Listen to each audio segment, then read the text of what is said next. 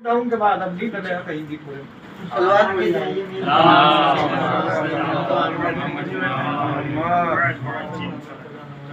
चार मिसरे जनाब कासिम सुलेमानी के हवाले से हाजिर करता हूँ कि मालिक अश्तर जिसे खुद खामनाई ने कहा, मालिक अश्तर जिसे खुद खामनाई ने कहा, जालिमों घबरा गए उस शेर की ललकार से।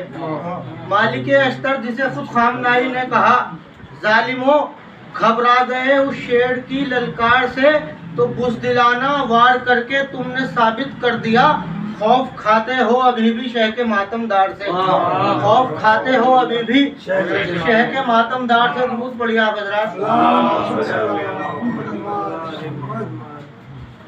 एक मतलब और एक शेर हाजिर करता हूँ, मतलब हाजिर करता हूँ कि कहने बैठा हूँ मैं अशार बराए सज्जाद, कहने बैठा हूँ मैं अशार बराए सज्जाद, मुझको मफहूम अता करना खुदाए सज्जाद, मुझको मफहूम अता करना खुदाए सज्जाद। और मामू शेर सुनो हालत हाजरा के हवाले से कि मुझको मफहूम अता करना खुदाए सज्जाद, तो नाम के आगे जभी शौक से सैयद लिखना।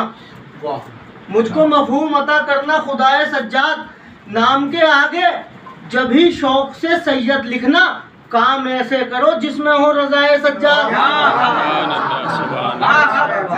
नाम के आगे नाम के आगे जभी शौक से सैयद लिखना, नाम के आगे जभी शौक से सैयद लिखना, काम ऐसे करो जिसमें हो रज़ाए सज्जाद। तो दीन इस्लाम तेरी पुष्ट पनाही के लिए, दीन इस्लाम तेरी पुष्ट पनाही के लिए, राह पुरखार पा बढ़ने लगे पाए सज्जाद, राह पुरखार पा बढ़ने लगे पाए सज्जाद। दुरूद पढ़िए हज़रात।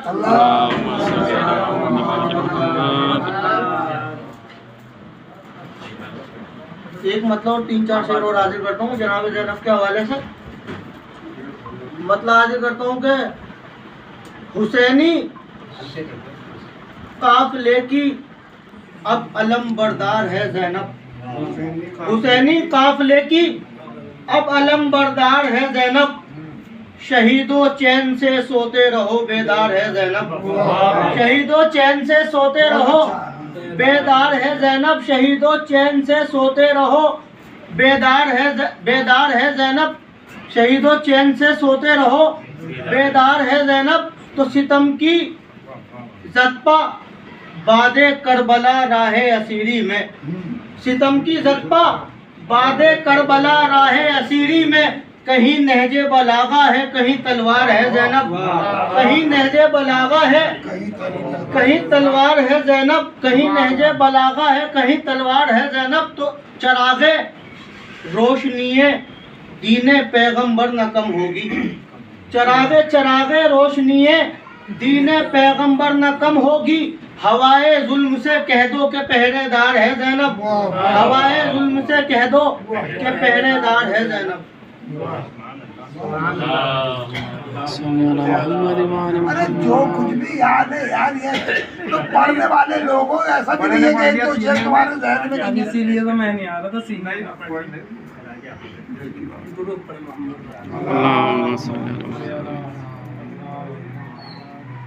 दर्द दिल ना खुदा से कहता हूँ, और सबके हाजत रवा से कहता हूँ, तो दूर हो जा नजर से मुश्किल, वरना मुश्किल कुशा से कहता हूँ। दुरूद पढ़े मोहम्मद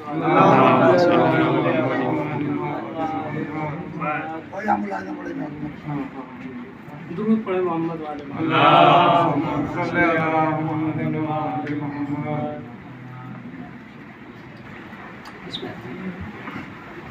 अदावत हो مگر دل میں محبت مل نہیں سکتی جو پہنچا دے لبے کو وہ قسمت مل نہیں سکتی تو ہزاروں حج کرے یا سینکڑوں سجدے نمازوں میں مگر شبیر کے دشمن کو جنت مل نہیں سکتی مگر شبیر لا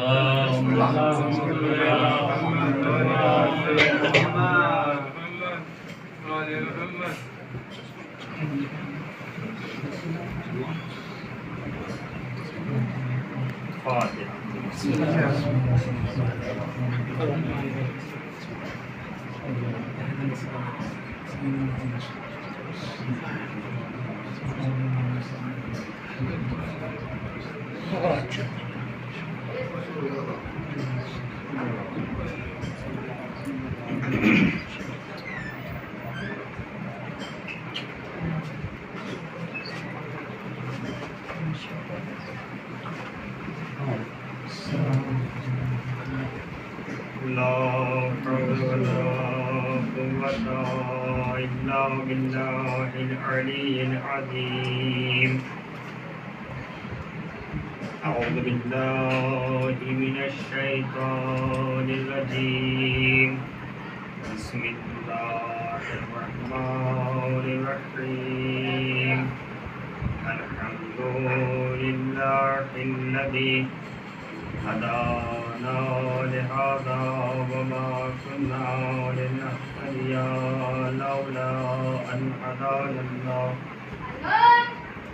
لقد جاءت رسل ربنا بالحق ثم الصلاة والسلام على سيدنا ونبينا وشفيعنا ومولانا ومولى الثقلين ومحبوب رب المشرقين والمغربين وجد الحسين والحسين بالقاسم محمد اللهم صل على محمد وآل محمد وعلى أهل بيته الطيبين الطاهرين المعصومين المظلومين لعنة الله على أعدائهم أجمعين أما بعد فقد قال الله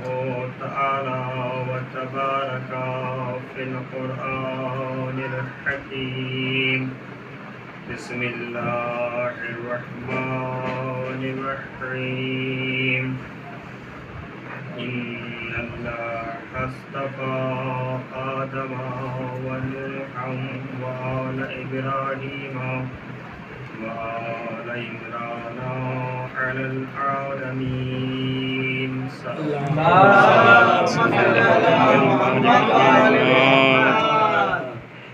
برادران ایمان اور ماتم داران سید الشہداء و اسیران کربلا، یہ جو شبیں چل رہی ہیں یہ بڑے غم و اندوہ کی شبیں ہیں. اس میں مولائی کائنات علی ابن ابی طالب کی آج شب شہادت بھی ہے،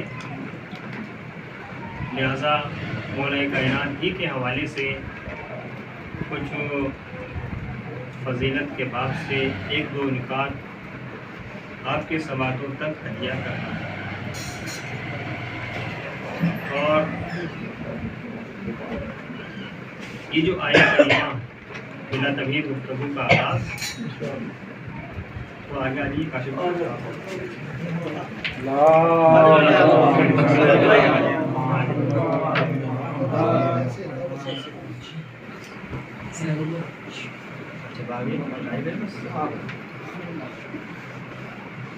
یہ جو آئے کریمہ کلام الہی کی آپ کے سماعتوں کو ہدیہ کی گئی، یہ قرآن مجید کا ایک تیسرے نمبر کا سورہ ہے، جس سورہ کا نام ہے سورہ آل عمران، اور سورہ آل عمران کی یہ 33 نمبر کی آیہ مبارکہ ہے۔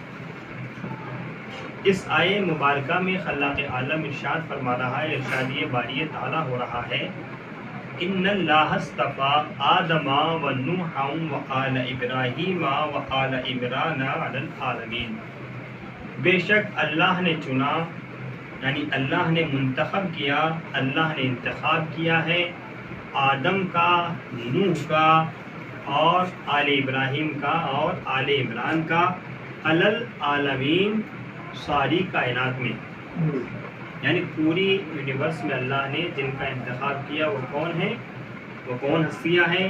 اس میں ایک ہے آدم، دوسرے نوح ہیں اور تیسرے آل ابراہیم ہیں اور چوتھے آل عمران ہیں تمام عالم پر۔ اب یہ جو آل عمران اس قرآن کریم کے اندر لفظ ہے، اس آیہ کریمہ کے اندر آدم کا لفظ بالکل واضح ہے، نوح کا لفظ بالکل واضح ہے، ابراہیم کا لفظ بالکل واضح ہے۔ یہ جو ہے تیسرا آل عمران، اس لفظ سے ہماری بحث ہوگی کہ آل عمران سے مراد کون ہے۔ تفسیر مودودی، مولانا مودودی اور تفسیر عثمانی میں لکھا ہے، یعنی اہل سنت کے مفسرین کہتے ہیں کہ آل عمران سے مراد جناب موسیٰ ہیں اور آل عمران سے مراد جناب عیسیٰ ہیں۔ جب اہل سنت سے سوال کیا گیا کہ آپ یہ بتائیے کہ کس بنیاد پر، دلیل کیا ہے کہ آپ آل عمران سے مراد جناب موسیٰ کو بتا رہے ہو اور آپ جناب عیسیٰ کو بھی بتا رہے ہو، تو اب جو موسیٰ کے قائل ہیں کہ آل عمران سے مراد جناب موسیٰ ہے، وہ دلیل یہ پیش کرتے ہیں چونکہ جناب موسیٰ کے والد ماجد کا نام جناب عمران تھا، اس لیے آل عمران جناب موسیٰ اس سے مراد ہیں۔ اب جو عیسیٰ مراد لیتے ہیں وہ اپنی دلیل یہ پیش کرتے ہیں چونکہ جناب مریم کے والد ماجد کا نام جناب عمران تھا، لہٰذا وہ جناب عیسیٰ کے نانا ہوئے، اس لحاظ سے آل عمران سے مراد جناب عیسیٰ ہیں۔ لیکن جب آپ اپنے علماء کی تفسیر دیکھیے گا، جو اہل تشیع نے تفسیر لکھی ہے، جب آپ اس کی اوراق گردانی کریے گا تو وہ لکھتے ہیں کہ آل عمران سے مراد نہ جناب موسیٰ ہے، آل عمران سے مراد نہ جناب عیسیٰ کی ذات ہے، آل عمران سے مراد ہے علی اور ان کی اولاد پاک۔ سبحان اللہ، سبحان اللہ، واہ واہ۔ بہتر سلوات پڑھے اللہم صل علی محمد و آل محمد۔ ماشاءاللہ کثیر لوگ آ گئے ہیں اور کچھ لوگ ایسے بھی ہیں جو آن لائن گھروں میں بیٹھے ہوئے شرکت کر رہے ہیں۔ اگر تھوڑا بہت آپ سبحان اللہ کہتے رہیں گے تو اس کا بھی آپ کو اجر ملے گا، ثواب ملے گا۔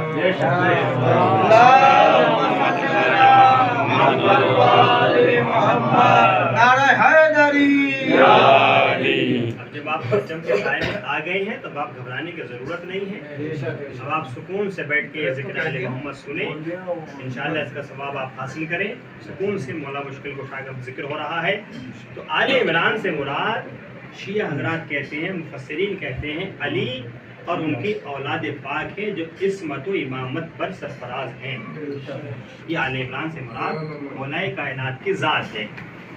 اچھا، اب ہم نے یہ کہہ دیا کہ اس سے مراد علی اور اولاد علی ہیں۔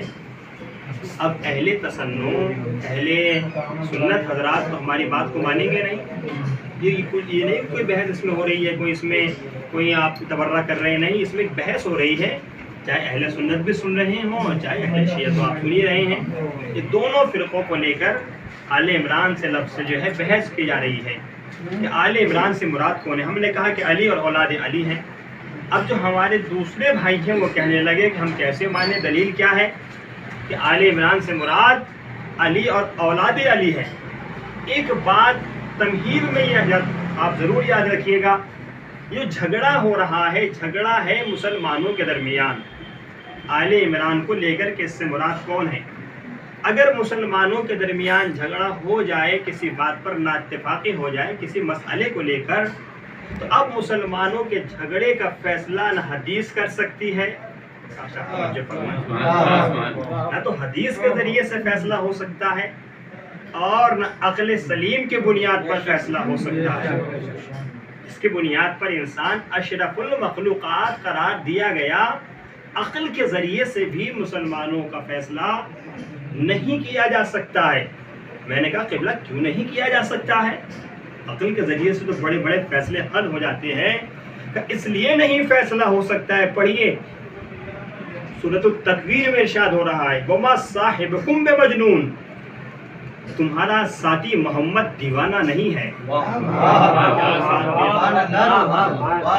وما صاحبکم بمجنون، تمہارا ساتھی محمد دیوانہ نہیں ہے. اچھا مثلا فار ایگزامپل یہاں زبار بھائی بیٹھے ہوئے ہیں، میں یہ کہنے لگوں آپ لوگوں سے کہ زبار بھائی تو نوگاواں کے ہیں، تو اب سارے لوگ کہیں گے قبلہ ہو کیا رہا ہے، یہ نوگاواں کے نہیں ہیں، شکارپور کے ہیں یا بیڑے کے ہیں، مگر نوگاوے کے نہیں. اتنی بات طے کی جاتی ہے. اچھا میں نے کہا آپ کیوں کہہ رہے ہو کہ نوگاواں کے نہیں ہیں؟ کہ قبلہ ہمیں پورا صحیح پتہ ہے. یعنی یہ بات وجود میں آئی، عدم سے وجود میں لفظاً آئی، تبھی تو بحث کی گئی. اب جو اللہ نے یہ کہہ کر اس بات کی تردید کی، بائیکاٹ کی وما صاحبکم بمجنون، تمہارا ساتھی محمد دیوانہ نہیں ہے، اللہ کا یہ کہنا کہ تمہارا ساتھی محمد دیوانہ نہیں ہے، تو محمد کو دیوانہ کہنے والا کو غیر نہیں تھا، اپنا تھا. تو خطرہ غیر سے نہیں ہوتا، اپنے سے زیادہ ہوتا ہے. نعرہ حیدری. وما صاحبکم بمجنون، تمہارا ساتھی محمد دیوانہ نہیں ہے. اچھا محمد کو دیوانہ کہا اور اللہ کیا کہہ رہا ہے وما ينطق عن الهوى ان هو الا وحی یوحى. میرا محمد کی رفتار بھی بغیر وحی کے نہیں ہے، اس کی گفتار بھی بغیر وحی کے نہیں ہے، اس کا سونا بھی بغیر وحی کے نہیں ہے، اس کا چلنا بھی بغیر وحی کے نہیں ہے، اس کے لبوں کی جنبش بھی بغیر وحی کے نہیں ہے. یہ تو بغیر وحی کے سوچتا بھی نہیں ہے. جس کردار میں وحی کو سمجھنے کی صلاحیت موجود ہو اسے دیوانہ کہہ رہے. جس میں یہ سمجھنے کی صلاحیت حتماً موجود ہو کہ یہ وحی کا نزول ہو رہا ہے تو وہ دیوانہ نہیں ہو سکتا ہے. تو اس لیے مسلمانوں کے درمیان عقل فیصلہ نہیں کر سکتی. اما جب ان کے نزدیک عقل رسول معتبر نہ ہوئی تو ہماری عقل کیسے معتبر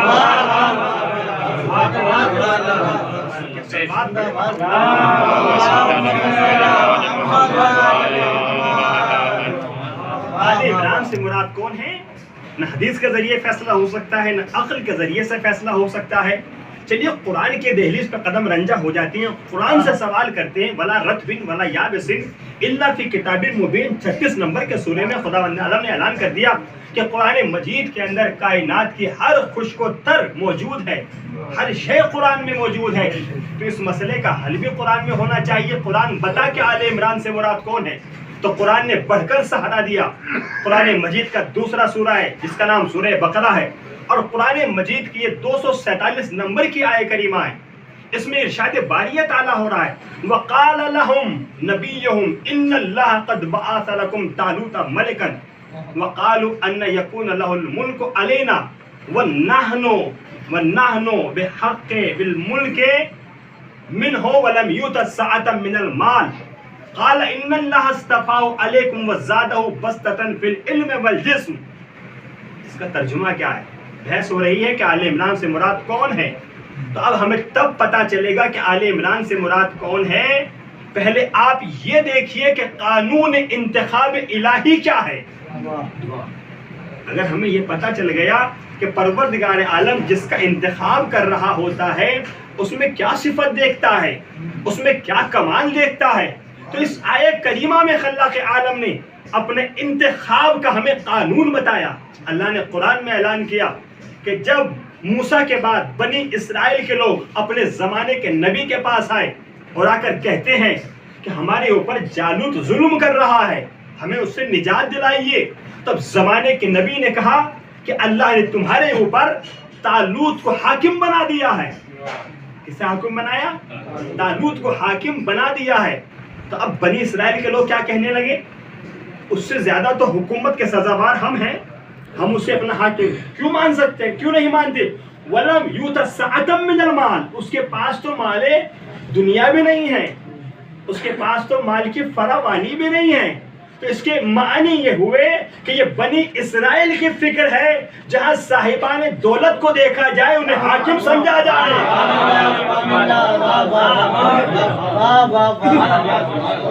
جہاں مال دیکھا جائے اسی کو حاکم سمجھ لیا جائے. اگر حاکم ہوتا کون ہے؟ ارشاد ہوا قال ان اللہ اصطفاہ علیکم زادہ بسطۃ فی العلم والجسم. لیکن اللہ جس کا انتخاب کرتا ہے کس بنیاد پہ کرتا ہے؟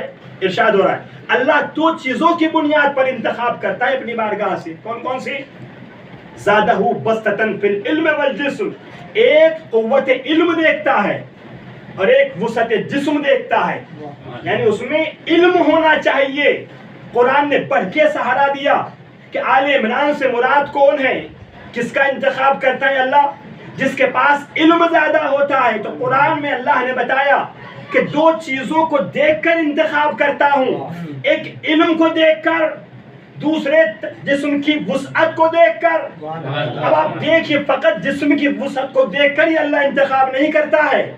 اللہ صبر کی قوت بھی دیکھتا ہے، اللہ بینائی کی قوت بھی دیکھتا ہے، اللہ دماغ کی قوت بھی دیکھتا ہے، اللہ ذہن کی قوت بھی دیکھتا ہے. تو اللہ بے وقوف کا انتخاب نہیں کرتا. قوت ذہن بھی ہونا چاہیے، دماغ کی پاور بھی ہونا چاہیے، بغیر اس کے اللہ انتخاب نہیں کرتا ہے. تب قرآن نے اپنا قانون بتا دیا اللہ نے کہ میں دو چیزوں کی بنیاد پر چنتا ہوں، ایک علم کی بنیاد پر، دوسرے طاقت کی بنیاد پر. اچھا اب ہم یہ تو کہہ نہیں سکتے کہ علی موسیٰ سے بڑے عالم ہیں، علی عیسیٰ سے بڑے عالم ہیں. یہ بھی تو ہمیں قرآن سے پوچھنا ہوگا. اگر ہم اعلان کرنے لگے تو جو جنہیں ہم سنا رہے ہیں وہ کہیں گے کہ ایسا کیسے ہو سکتا ہے. چلیے قرآن کی دہلیز پر چلتے ہیں. اگر عیسیٰ بڑے عالم ہے تو اللہ نے عیسیٰ کا انتخاب کیا. اگر موسیٰ بڑے عالم ہے تو اللہ نے موسیٰ کا انتخاب کیا. اور اگر علی عیسیٰ اور موسیٰ سے بڑے عالم ہے تو اللہ نے علی اور اولاد علی کا انتخاب کیا. تو ان سب میں سب سے بڑا عالم کون ہے؟ پڑھیے قرآن مجید، تیسرے نمبر کا سورہ ہے، سورہ آل عمران ہے، اور 81 اور 82 نمبر کی آیت کریمہ میں ارشاد ہو رہا ہے وَإِذْ أَخَذَ اللَّهُ مِيثَاقَ النَّبِيِّينَ لَمَا آتَيْتُكُم مِّن كِتَابٍ وَحِكْمَةٍ ثُمَّ جَاءَكُمْ رَسُولٌ مُصَدِّقٌ لِّمَا مَعَكُمْ لَتُؤْمِنُنَّ بِهِ وَلَا تَنصُرُنَّهُ قَالَ أَأَقْرَرْتُمْ وَأَخَذْتُمْ عَلَىٰ ذَٰلِكُمْ إِصْرِي قَالَ أَقْرَرْنَا. کیا کہا؟ ہم اس بات کا اقرار کرتے ہیں. بحث کیا ہے؟ وَإِذْ أَخَذَ اللَّهُ مِيثَاقَ النَّبِيِّ، اے میرے حبیب اس وقت کو یاد کریے جب نبیوں سے یہ عہد و پیمان لیا جا رہا تھا. میں کچھ کہنا چاہ رہا ہوں. اللہ نے کیا کہا؟ بھائی اخذ اللہ میثاق النبی، اے میرے حبیب وہ وقت یاد کریے ماضی کا. کون سا وقت؟ جب اللہ نے سارے نبیوں کو جمع کیا اور ان سے یہ عہد و پیمان لیا. اچھا یاد کس کو دلائی جاتی ہے؟ اگر کوئی یہ کہنے لگے کہ پرسوں آپ برہم پوری میں مجلس پڑھ رہے تھے، مولانا صاحب بڑی اچھی مجلس پڑھ رہے تھے، تو میں نے کہا کہ جناب میں تو برہم پوری میں تھا بھی نہیں اور آپ کہہ رہے ہو کہ میں مجلس پڑھ رہا تھا. کہ نہیں قبلہ کیسی باتیں کر رہے ہو، میں نے خود سنا ہے آپ مجلس پڑھ رہے تھے. تو اب یہ کہنا کہ میں نے خود سنا ہے آپ یاد کریے، تو اس کا معنی یہ ہوا کہ یاد اسے دلایا جاتا ہے جو وہاں پہلے سے موجود ہو. اب اللہ کا یہ کہنا کہ حبیب اس وقت کو یاد کریے جب نبیوں سے عہد و پیمان لیا جا رہا تھا، اس کے معنی یہ ہوئے جب انبیاء کو تاج نبوت پہنایا جا رہا تھا تو میرا محمد کھڑا ہوا دیکھ رہا تھا.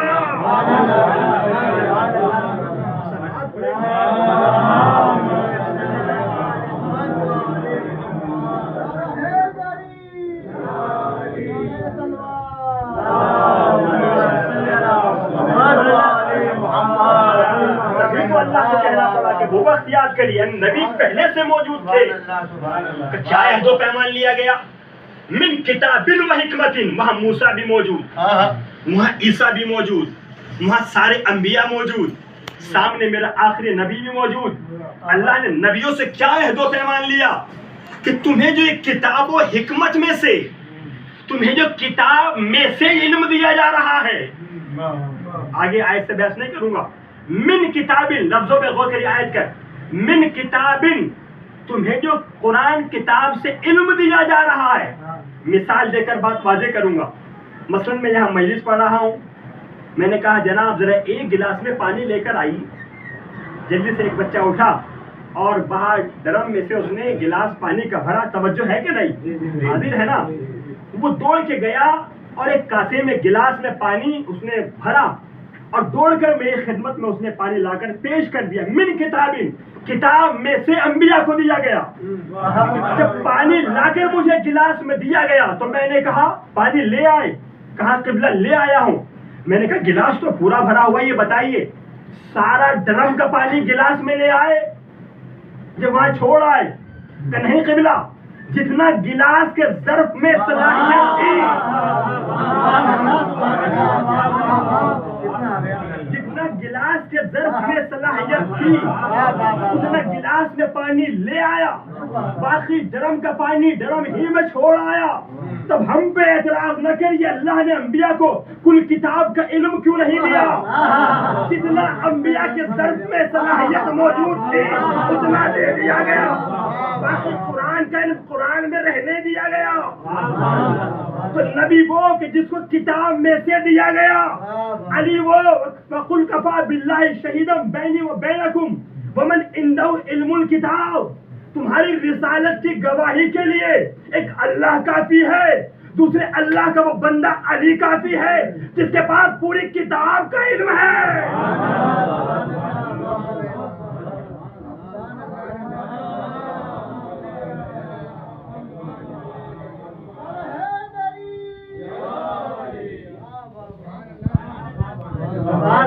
نبی کو کتاب میں سے دیا گیا، علی کو ومن عنده علم الکتاب، پوری کتاب کا علم دیا گیا. اللہ نے انبیاء کے لیے کہا اوتینا من کل شیء، ہر شے میں سے تھوڑا تھوڑا دیا گیا. اور جب علی کی بات آئی تو اعلان کیا وَكُلَّ شَيْءٍ أَحْصَيْنَاهُ فِي إِمَامٍ مُبِينٍ. علی کو ساری کائنات کا علم دیا گیا. اس کے معنی یہ ہوئے نبی کا مزاج کچھ کا مزاج ہے، اور کیا نبی کا مزاج کچھ کا مزاج ہے، علی کا مزاج کل کا مزاج ہے. نبی سے مانگے تو کچھ ملے گا، علی سے بلا مانگے سب کچھ ملے گا.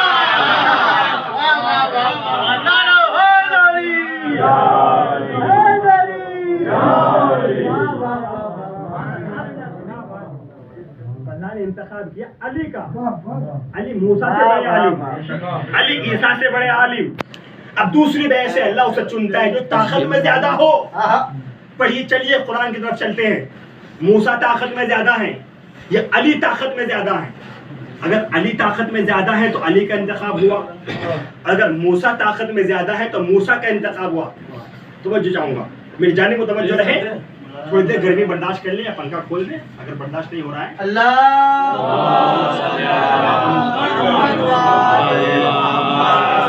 اور متوجہ رہیں. اگر موسیٰ طاقت میں زیادہ ہیں تو موسیٰ کا انتخاب ہوا، علی طاقت میں زیادہ ہیں تو علی کا انتخاب ہوا. چلیے قرآن کے دہلیز پر چلتے ہیں، قرآن سے پوچھتے ہیں قرآن بتا موسیٰ طاقت میں زیادہ ہے یا علی طاقت میں زیادہ ہے؟ تو قرآن نے بتایا، تفسیر نے بتایا کیا کہ جب جناب موسیٰ نبی اللہ کوہ طور پر اپنے رب سے باتیں کرنے کے لیے گئے تو اللہ نے کہا تمہارے ہاتھ میں کیا ایک عصا، تو اللہ نے کہا اس کو زمین پر ڈال دیجئے. اب جیسے ہی موسیٰ نے اپنا ہاتھ کا عصا زمین پر ڈالا تو فوراً اژدہا بن گیا. اب اللہ نے کہا موسیٰ خذھا، قال خذھا، موسیٰ اس اژدھے کو اٹھا لیجئے، ولا تخف، ڈریے مت. اللہ کا یہ کہنا کہ ڈریے مت، اس کے معنی یہ ہوئے کہ موسیٰ اژدہے کو دیکھ کے ڈر گیا. تو موسیٰ میں اور علی میں یہی تو فرق ہے، جو اژدہے کو دیکھ کر ڈر جائے وہ موسیٰ ہے، جو گہوارے میں اژدہے کو چیرنے والی ہے.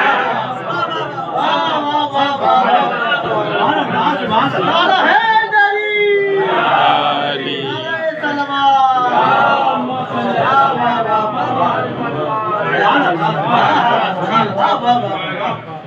تو علی طاقت میں بھی زیادہ ہیں, علی علم میں بھی زیادہ ہیں. قرآن سے 2 آیات میں نے پیش کر دی کہ علی سب سے بڑے عالم بھی ہیں اور علی سب سے بڑے صاحب طاقتور بھی ہیں, صاحب قوت بھی ہیں. اچھا, اب ایک اور علامت قرآن سے پوچھتے ہیں, بات تمام کر دیتے ہیں. پروردگار عالم کس کا انتخاب کرتا ہے؟ تو قرآن نے بڑھ کر پھر سہارا دیا. میں قرآن اس لیے زیادہ پڑھ رہا ہوں تاکہ آپ کو یہ قرآن پڑھنے کا ثواب بھی مل جائے. رمضان میں ایک آیت کریمہ پڑھنا ختم قرآن کا ثواب رکھتا ہے, تاکہ آپ کو ایک قرآن پڑھنے کا ثواب, جتنی آیات آپ سنیں گے اتنے قرآن پڑھنے کا ثواب آپ کو کتنی آسانی سے مل جائے گا. تو کون ہے, کس کا انتخاب اللہ نے کیا؟ یہاں تو پتہ چل گیا کہ علی طاقت میں بھی زیادہ, علی علم میں بھی زیادہ, لیکن اب قرآن نے پھر بڑھ کے سہارا دیا. اللہ جس کا انتخاب کرتا ہے, ثم اورثنا الکتاب الذین اصطفینا من عبادنا, اللہ جنہیں چنتا ہے, جن کا انتخاب کرتا ہے, انہیں کتاب کا وارث بناتا ہے. تو اب آپ بتائیے, کیا آدم کتاب کے وارث ہیں؟ کیا نوح کتاب کے وارث ہیں؟ کیا موسیٰ کتاب کے وارث ہیں؟ اب جو بھی کتاب کا وارث ہے اسی کا اللہ نے انتخاب بھی کیا ہے. تو اب کیسے پتا چلے کہ وارث کتاب کون ہے؟ تو رسول بھی وارث قرآن نہیں ہو سکتے. کیوں؟ رسول وارث قرآن نہیں ہے, رسول ہے مالک قرآن. رسول ہے مالک قرآن. تو اب وارث قرآن کون ہے؟ تو نوح بھی وارث قرآن نہیں ہو سکتے, آدم بھی وارث قرآن نہیں ہو سکتے. کیوں؟ کہ اس لیے نہ نوح کے زمانے میں قرآن ہے, نہ قرآن کے زمانے میں نوح ہے. نہ آدم کے زمانے میں قرآن ہے, نہ قرآن کے زمانے میں آدم. اب وارث قرآن ہے میرا علی, کیونکہ علی کے زمانے میں قرآن ہے, قرآن کے زمانے میں علی ہے.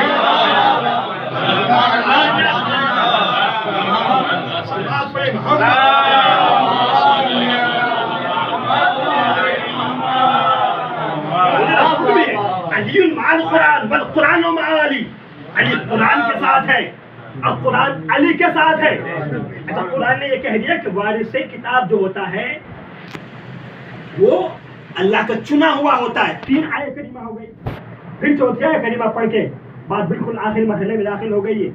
چلیے, معا جو لفظ معا ہے یہ خود بتا رہا ہے کہ جو صفت قرآن کی ہے وہی صفت وارث قرآن کی ہونا چاہیے. قانون وراثت ہے کہ وارث اور ورثہ یا تو برابر ہونے چاہیے یا وارث افضل ہونا چاہیے. یہ قانون کیا ہے؟ یا تو وارث ورثے کے برابر ہو یا پھر وارث ورثے سے افضل ہونا چاہیے. تب قرآن ہے ورثہ, علی ہے قرآن کے وارث.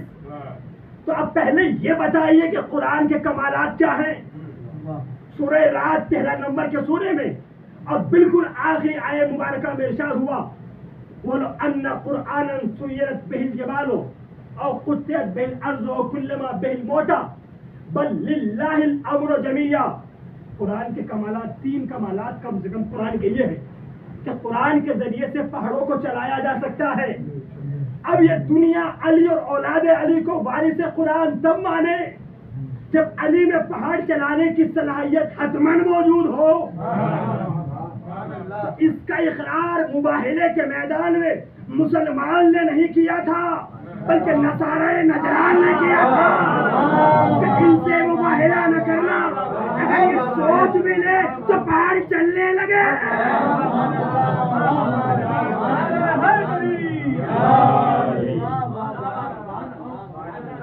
اگر یہ سوچ بھی لے تو پہاڑ چلنے لگے. دوسری چھوڑ کر تیسری صفت بتا رہا ہوں.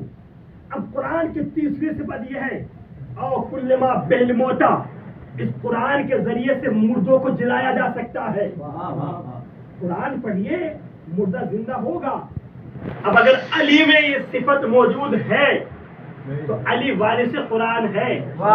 ایک واقعہ پیش کیے دیتا ہوں. کچھ کفار قریش نبی کی بارگاہ میں آئے اور آ کر کہتے ہیں, یا نبی اللہ آپ مردہ زندہ کر دیجئے. تو نبی نے کیا کہا, انہیں کر دینا چاہیے تھا. نبی نے کہا علی کے پاس جاؤ. نبی نے کہا کہ علی کے پاس جائیے. ابھی بارے قریش علی کے پاس آتے ہیں اور آ کر کہتے ہیں یا علی مردہ جلا دیجیے. اب علی نے کہا یا تو مردہ لے کر آئیے دائیں اور بائیں دیکھنے لگے کہ مردہ تو ہے نہیں لیکن امتحان لینے کے لیے آ گئے کہ اب کس کو مارا جائے.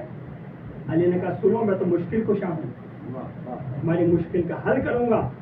تمہارے پاس مردہ نہیں ہے نا تو تمہارے کہیں قریب میں قبرستان تو ہوگا, قبرستان تو ہوگا. کہاں علی برابر میں قبرستان ہے کہ قبرستان میں چلیے. اب علی آئے, علی نے آنے کے بعد کہا السلام علیکم یا اہل القبور المسلمین. جیسے علی نے تمام قبروں پر سلام کیا تو قبریں پھٹنے لگی اور قبروں سے مردے نکلنے لگے. قبروں سے جب سارے مردے نکل گئے اب سارے لوگ مردوں کو دیکھ کر بڑی حیرت سے دیکھنے لگے کہ تو مردے زندہ ہو گئے. اب انکار کر نہیں سکتے چونکہ معجزہ بالکل سامنے ہے. اب جانے لگے کہا علی ٹھیک ہے. علی نے کہا ٹھہر جاؤ. اب علی نے تمام جو مردے زندہ ہوئے تو ان سے کہا کہ واپس اپنی حالت میں پلٹ جاؤ, اپنی اپنی قبروں میں واپس چلے جاؤ. اب سارے وہ زندہ لوگ اپنے قبروں کی طرف جانے لگے. اب جاتے ہوئے کہتے ہیں یا علی اگر آپ اجازت دیں تو ایک بات کہہ دیں. اجازت دی گئی کہ کہیے. اب تمام جو مردے زندہ ہوئے تھے انہوں نے ایک زبان ہو کر کہا پوچھو گے نہیں کہ ہم زندہ کیسے ہو گئے, کہ بتائیے کیسے زندہ ہو گئے. کہ جب علی نے ہمیں سلام کیا, ایک میسیج دے رہا ہوں, جب علی نے ہمیں سلام کیا تو اب ہمارے دلوں میں علی کی محبت پیدا ہو گئی. جیسے محبت پیدا ہوئی تو ہم زندہ ہو گئے. اس کے معنی یہ ہوئے کہ موت اور حیات کس کا نام ہے؟ علی کی محبت کا نام حیات ہے. علی سے دشمنی کا نام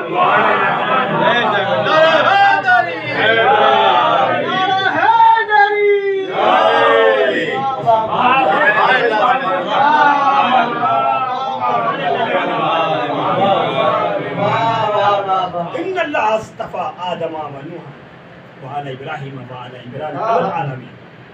اللہ منتخب کرتا ہے کیا شے دیکھ کر؟ علم دیکھ کر, علم کی بنیاد پر انتخاب. اللہ نے لفظ علم کو قرآن مجید میں 29 مرتبہ استعمال کیا. جو اللہ علم کا لفظ بار بار استعمال کر رہا ہے اب باب العلم کے ماننے والے کو جاہل نہیں رہنا چاہیے. یہی آج کا پیغام ہے. علی کا ماننے والا شیعہ جاہل نہیں ہونا چاہیے, علم کے قریب ہونا چاہیے. بڑی قیامت کی شب, بڑی گلے گزاری کی رات. آج کی شب علی کی بیٹی اپنے زخمی بابا کے پاس بیٹھی, رونے کی رات, گریے کی رات. بیٹیاں باپ کے جنازے کی رونق ہوتی. اللہ اکبر. شاید میں پورے مسائل کو نہ پڑھ پاؤں, ایک دو نفسیاتی جملے پڑھوں گا. باپ کی آواز بلند مجلس تمام ہو. عزادارو جب سن 40 ہجری کا رمضان آتا ہے نا, اگر سمجھ گئے تو اسی ایک جملے پر مجھے نصیحت. جب سن 40 ہجری کا رمضان آیا تو علی 17 رمضان کو منبر کوفہ پر آئے اور علی درمیان خطبہ چیخ مار مار کے رونے لگے. اب اہل کوفہ نے سوال کہ یا علی اس طرح رونے کا سبب کیا ہے؟ علی نے کہا اہل کوفہ اگر یہ سمجھ گئے تو بہت روئیے گا زیادہ, اجرکم اللہ. نہ جانے کس کے پہلو میں بیٹھا ہوا کائنات کا میرا آخری ایمان اپنے جد علی کا پرسہ لے رہا ہوں, حرات میں آنسو ہے. اجرکم اللہ. خدا کوئی غم نہ دے سوائے غم حسین کے. میں کوشش کر رہا ہوں کہ ایسے جملے پر مصائب کو روک دیا جائے. اجرکم اللہ. عزادارو علی نے کہا اے اہل کوفہ میں تم سے ایک سوال کرتا ہوں. میں نے کوفے کے تمام گھروں میں چادریں پہنچائی ہیں اور میں نے کبھی بھی تمہاری غیرت کو ذلیل ہونے نہیں دیا. کہ یا علی اب کہنا کیا چاہتے ہیں؟ کہ میں یہ کہنا چاہتا ہوں اگر کوئی ایک ایسا زمانہ آ جائے کچھ قیدی تمہارے کوفے میں آئے تو انہیں پتھر نہ مارنا، اجرکم اللہ، انہیں پتھر نہ مارنا، اجرکم اللہ علیہ کے جملے کی کتنی قدر کی گئی۔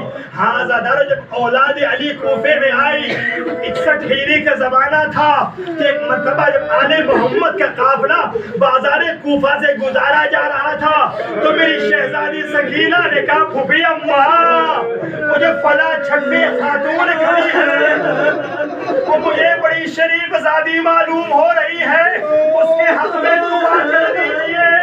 تو زینب نے کہا سکینہ کیسے پہچانا کہ وہ خاتون شریف زادی ہے؟ کہ پھوپھی اماں دیکھیے سب کے ہاتھوں میں پتھر ہے، اس کے ہاتھ میں پتھر نہیں ہے۔ خدا کوئی غم نہ دے سوائے غم حسین کے عزادارو۔ آخری فقرہ، آخری فقرہ، جب 40 ہجری کا رمضان آتا ہے کہ ایک مرتبہ علی نے حسین کو بلایا اور حسین کی داڑھی کو چوم رہا۔ حسین نے سوال کیا بابا میری داڑھی کو کیوں چوم رہے ہو؟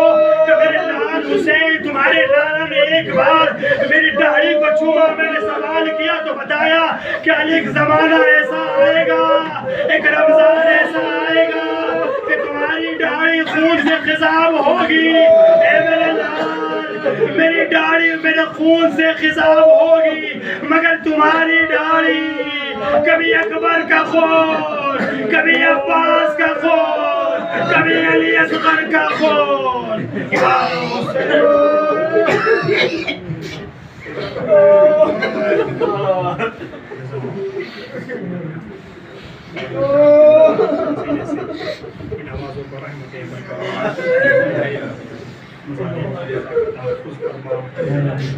ان آنسوؤں کے ذکر کو ہمارے لیے ذریعہ نجات قرار دے۔